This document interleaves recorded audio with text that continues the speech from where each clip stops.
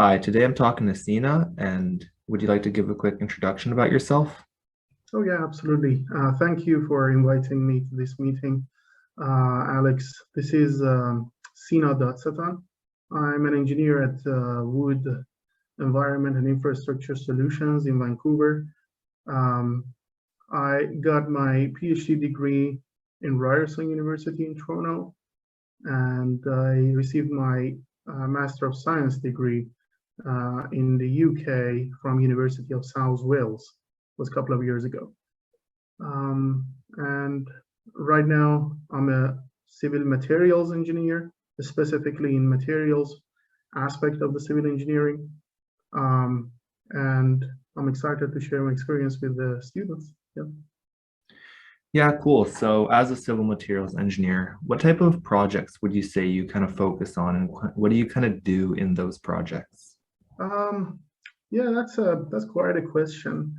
There are plenty options when you're entering the industry. Industry is different from academic, absolutely. I spent many years in my life in the academic, but industry is different. Um, there are plenty options when we join in industry, and there are different types of work. Even if you're an expert in one field, you're going to see that there are plenty different options in front of you. My personal experience was I was an expert in the concrete materials, in polymer materials, and I did my PhD in the geopolymer materials. So that's very specific. That's in-depth analysis of one topic in civil engineering. But when I joined the industry, I had to work in different couple of projects, right? So one of the most interesting project that I was dealing with, it was a steel structural bridge. So that's Lionsgate Bridge. That's a famous bridge in Vancouver. So I'm currently working on that too, and we are trying to resurface that bridge in the north approach of that project. So that is a little bit different from my experience in academic, right? And the asphalt concrete was not exactly my expertise, but the most important part of it is you have to be interested to learn. Doesn't matter how much expertise you gained in the university, you should be still a student when you join the industry. You should still learn. You should still be curious about what's happening in the industry right now, be updated as much as possible, and get different work. Yeah, that makes a lot of sense. I mean, everything, I guess, is a learning process, and so you're never really done learning. Yeah, that's right. Yeah. On those projects, what would you say an average day looks like then? Let's say on the Lions Gate, what would a day usually look like for you? Oh yeah, the average day. I can say a good day first, and then going with the average maybe. Uh, Good day is absolutely a productive day. So a day that you can talk to your customers, to the client, um, like the ministry. We are working with the ministry. So when we are talking to the engineers at the ministry level, we have to be very prepared. We have to provide enough document, and we have to have enough confidence, right, to talk. We are a consulting company, and in consulting industry, you have to provide enough information for your client. So yeah, that's a good day when you can talk to them in the most productive way and satisfy their questions. You have to come up with an answer, but not every answer is a good answer. So we have to think clearly that which one is the best, and we have to provide the optimized solution. The optimization is the most critical thing for an engineer. Um, so that's going to be a good day. The average day is you are prepared. You probably studied a lot. You provided many solutions, but you cannot come up with the optimized one. So the average day to me is the day that I cannot make the decision that which solution is the optimized one. So that's definitely the average day.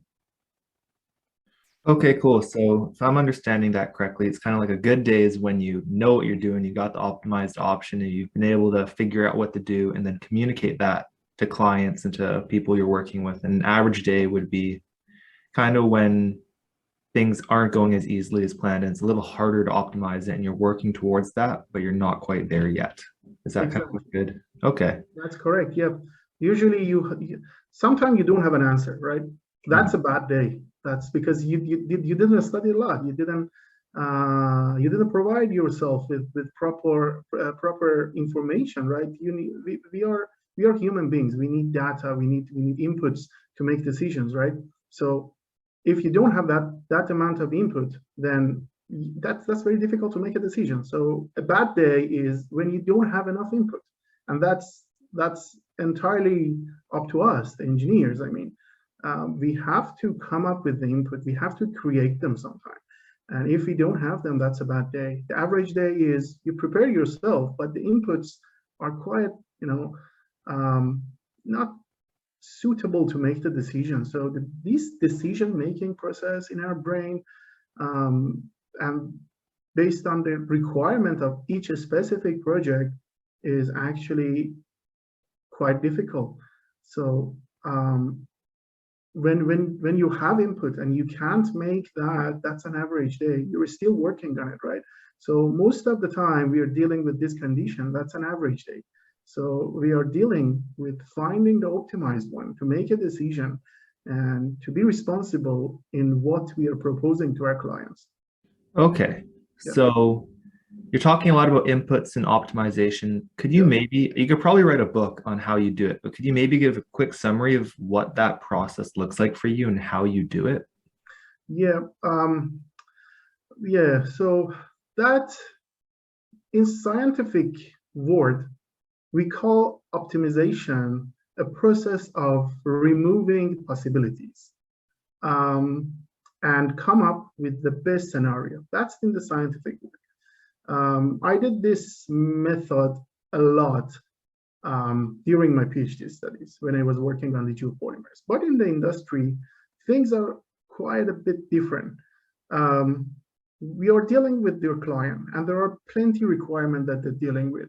It's it can be cost requirement. It can be um, the properties requirement of a material. It can be traffic requirement. It can be human requirements, right? So there are many things that we have to consider when we're dealing with, like this Lionsgate I mentioned. I'm working. Lionsgate is quite a big project, and in Lionsgate, we're dealing with many aspects of a project. It's starting from the traffic. It starts from, it continues with the communication. So we have companies, we have many stakeholders on the bridge, and we have to deal with them, right? We have to mention that if we are going to close the bridge for Sunday, this is going to affect your business. So that is actually part of the job, right? So the optimization is not necessarily about the technical point of view of a project. The optimization is considering all inputs, all um, factors that can affect your decision. So as an engineer, you have to be careful of what you're talking, what you're deciding, and what you're proposing. So this is a consulting life, I would say. Yeah, maybe for some other part of civil engineering, this is not the life. But in consulting engineering firms, you definitely face with these kind of things.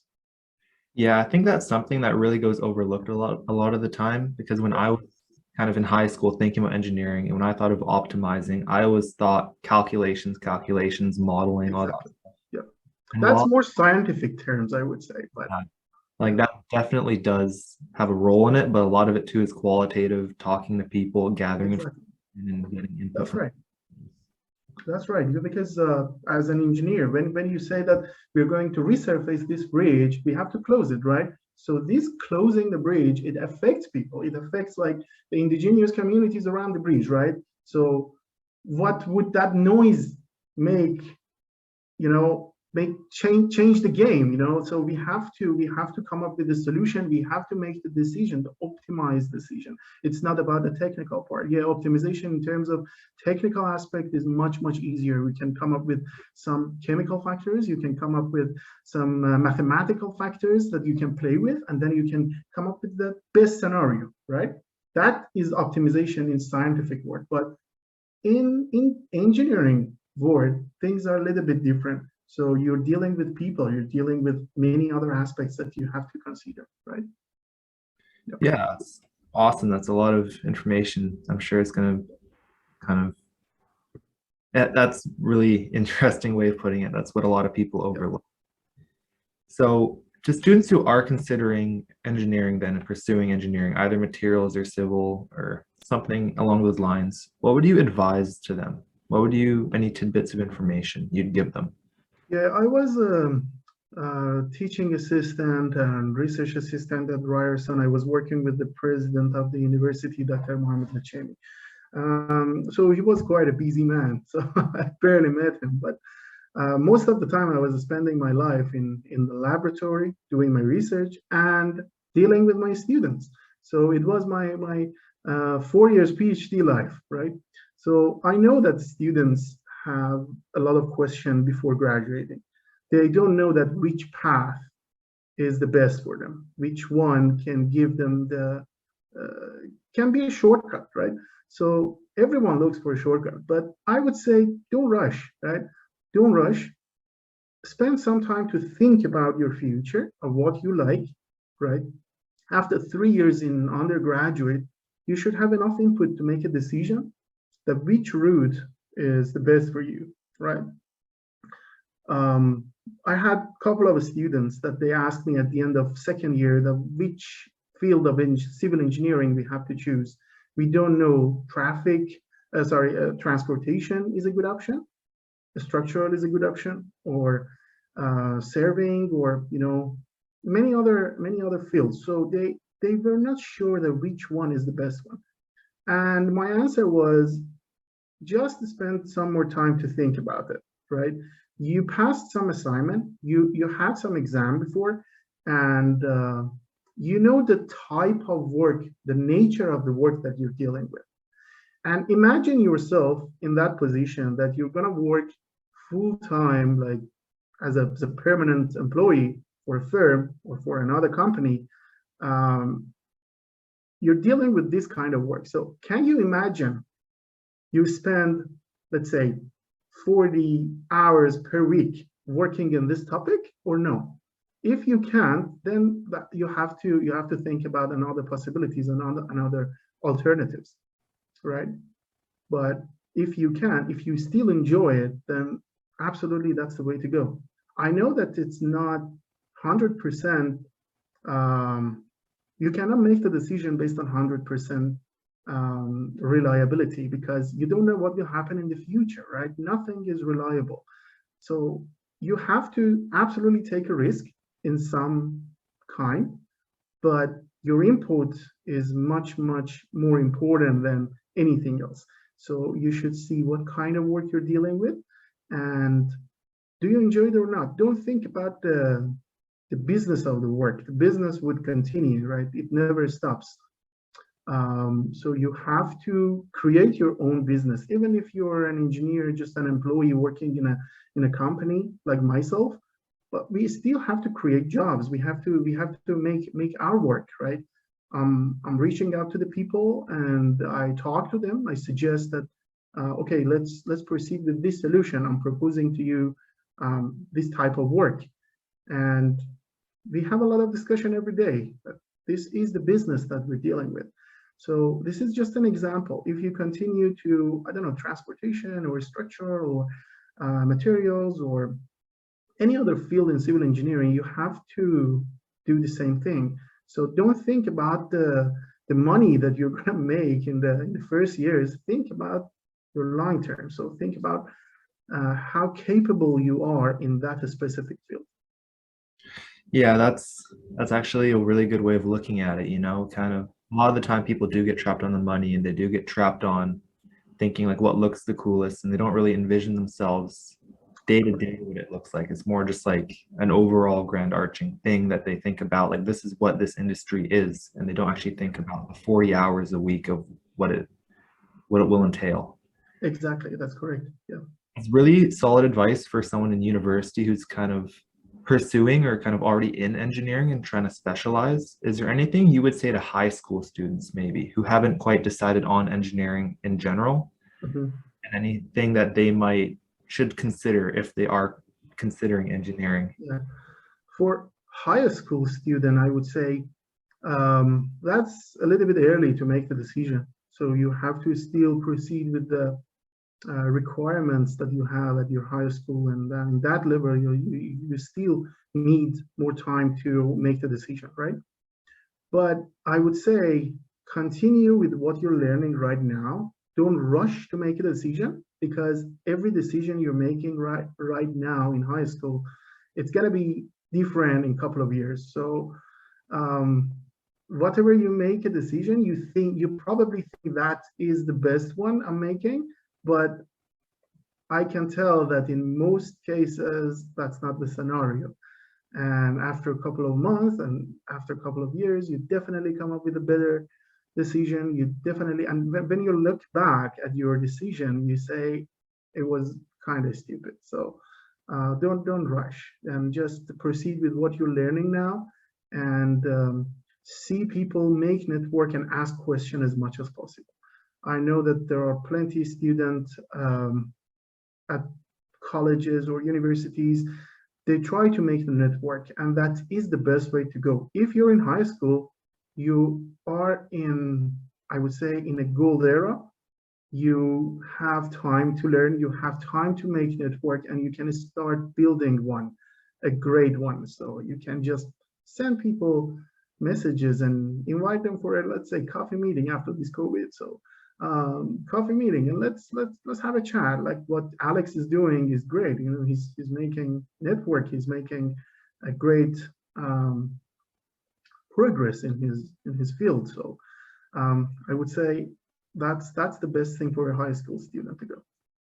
Yeah, kind of building on what you just talked about. I feel like in high school, because I remember that was actually not that long ago for me, like Yeah. 5 years. I went police officer, firefighter, kinesiology, all the way around. I ended up in engineering. But every time I made a decision, like I want to be a policeman, I want to be a kinesiologist. Yeah, that's fair. I always thought that was like, this is what I'm going to be.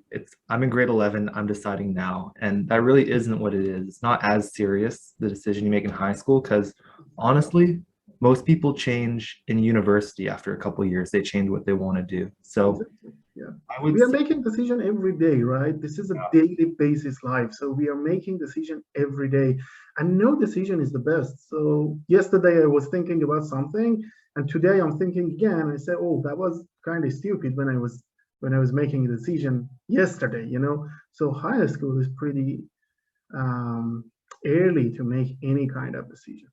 So yeah, I think it's more about just finding what's interesting to you and following that instead of deciding on a path. Just follow what's interesting.